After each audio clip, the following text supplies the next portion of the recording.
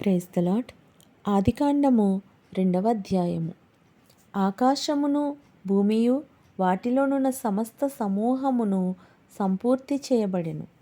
దేవుడు తాను చేసిన తన పని 7వ దినములోగా సంపూర్తి చేసి, తాను చేసిన తన పని అంతటి నుండి 7వ దినమున విశ్రమించెను.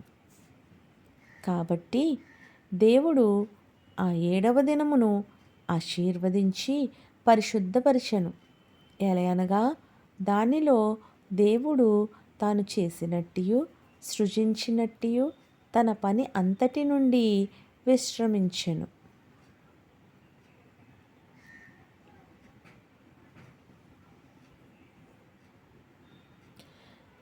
దేవుడైన యెహోవా భూమిని ఆకాశమును చేసిన దినమందు భూమి ఆకాశములు సృజించబడినప్పుడు వాటి వాటి ఉత్పత్తి క్రమము ఇదే.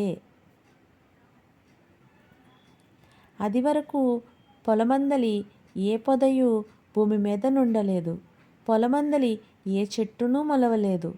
ఎలయనగా దేవుడైన యెహోవా భూమి మీద వాన కురిపించలేదు, నేలను సేద్యపరుచుటకు నరుడు లేడు. అయితే ఆవిరి భూమి నుండి లేచి నేల అంతటినీ తడిపెను. దేవుడైన యెహోవా నేలమంటితో నరుని నిర్మించి వాని నాసికారంధ్రములలో జీవవాయువును ఊదగా నరుడు జీవాత్మ ఆయను.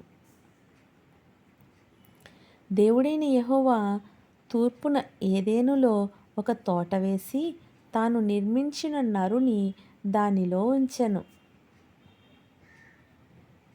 మరియు దేవుడైన యెహోవా చూపునకు రమ్యమైనదియు ఆహారమునకు మంచిదియునైన ప్రతి వృక్షమును, ఆ తోట మధ్యను జీవవృక్షమును, మంచి చెడ్డల తెలివినిచ్చు వృక్షమును నేల నుండి మొలిపించెను.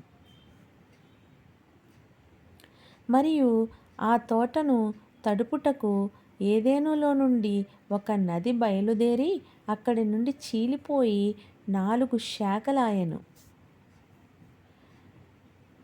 మొదటి దాని పేరు పీషోను. అది హవీలా దేశమంతటి చుట్టూ పారుచున్నది. అక్కడ బంగారమున్నది. ఆ దేశపు బంగారము శ్రేష్టమైనది. అక్కడ బోలమును గోమేధికములను దొరుకును. రెండవ నది పేరు గీహోను. అది కూషు దేశమంతటి చుట్టూ పారుచున్నది. మూడవ నది పేరు హిద్దెకేలు. అది అష్షూరు తూర్పు వైపున పారుచున్నది. 4వ నది యూఫ్రటీసు. మరియు దేవుడైన యెహోవా నరుని తీసుకొని ఏదెను తోటను సేద్యపరచుటకును దాని కాచుటకును దానిలో ఉంచెను. మరియు దేవుడైన యెహోవా ఈ తోటలోనున్న ప్రతి వృక్ష ఫలములను నీవు నిరభ్యంతరముగా తినవచ్చును. అయితే మంచి చెడ్డల తెలివినిచ్చు వృక్ష ఫలములను తినకూడదు. నీవు వాటిని తిను దినమున నిశ్చయముగా చచ్చెదవని నరునికి ఆజ్ఞాపించెను. మరియు దేవుడైన యెహోవా నరుడు ఒంటరిగా ఉండుట మంచిది కాదు, వానికి సాటి అయిన సహాయమును వాని కొరకు చేయుదును అనుకొనెను. దేవుడైన యెహోవా ప్రతి భూజంతువును ప్రతి ఆకాశ పక్షిని నేల నుండి నిర్మించి ఆదాము వాటికి ఏ పేరు పెట్టునో చూచుటకు అతని యొద్దకు వాటిని రప్పించెను.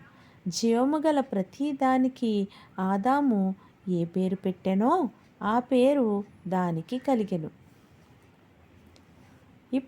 అప్పుడు ఆదాము సమస్త పశువులకును ఆకాశ పక్షులకును సమస్త భూజంతువులకును పేరులు పెట్టెను.